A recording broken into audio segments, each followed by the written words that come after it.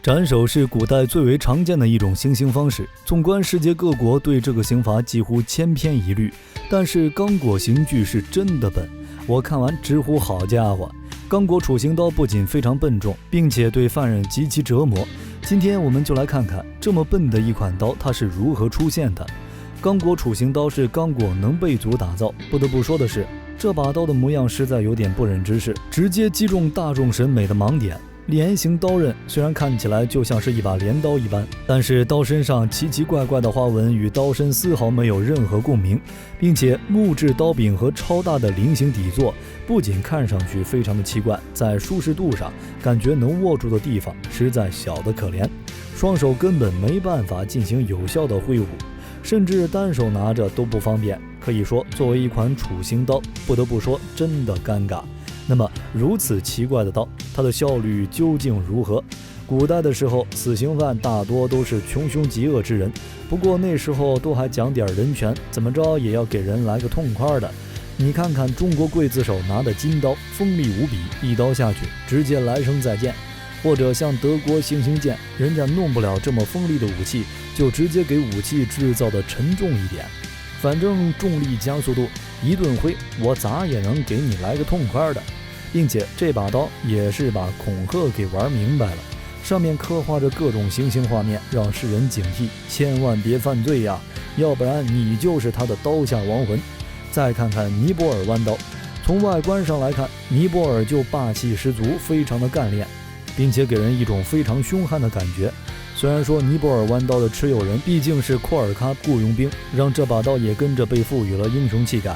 从这些刀具中我们可以看到，无论是哪国的行刑刀具都讲究一个痛快，但刚果处刑刀却并非如此，造型设计过于怪异，让其根本无法上战场，并且由于制作工艺问题，这把刀的锋利程度也有着很大问题，别说砍头了，给人拿来松绑都费劲。这也就导致这把刀压根就不是给人解脱的，那是妥妥增加行刑难度的。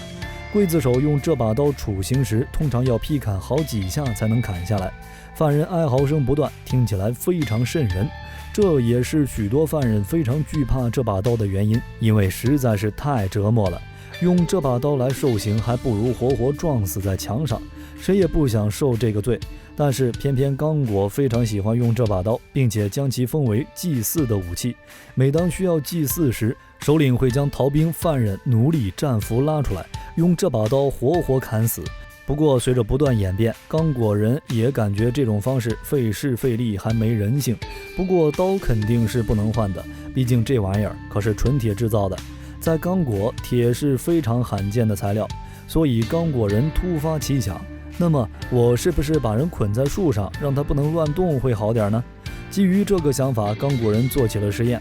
他们将死刑犯捆绑在椅子和树桩上，同时头部会单独用一个绳索绑住，绳索另一端连接一棵具有弹性的小树上，随着重力加速度影响，一刀就能砍断犯人的脖颈，头颅也会因具有弹性的小树拉扯到很远的地方。在这个实验成功后，刚果处刑刀也摆脱了尴尬的刀刃问题，成为了刚果最重要的祭祀处刑用具。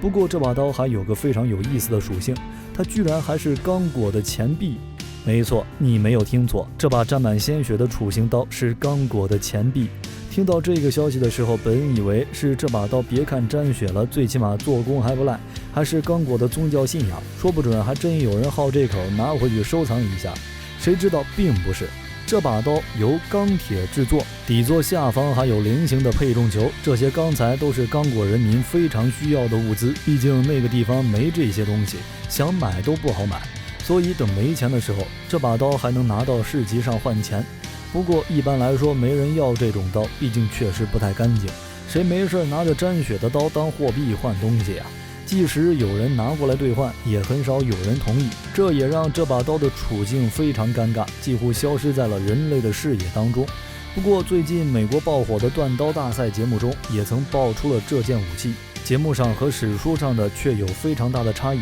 首先在史书上我们都清楚它的威力实在有限，需要靠一定方式才能一击即中，但是在节目当中锻造好的刚果斩首刀虽然整体样貌和原版差不多，但在劈砍方面差别实在是太严重了，假人被一刀劈开，这和史料中的完全不一样。干净利落，让我都无法相信。这他喵的是刚果楚行刀，这也太锋利了吧！出现如此直观的差异，其实很大程度还是因为制作工艺不同导致的。刚刚我们曾说过，对于刚果来说，他们最稀缺的材料就是钢铁。你既然缺这个东西，就一定没有非常厉害的制作水准，这一点毋庸置疑。所以按照当时的锻造水准来看，刚果的锻造水准有着很大的问题，双方无法同日而语，自然效果也是天差地别。不过作为饭后笑谈，刚果楚行刀作为一款历史悲剧武器，我认为它存在的意义或许并非是以楚行为目的，而是一种宗教信仰。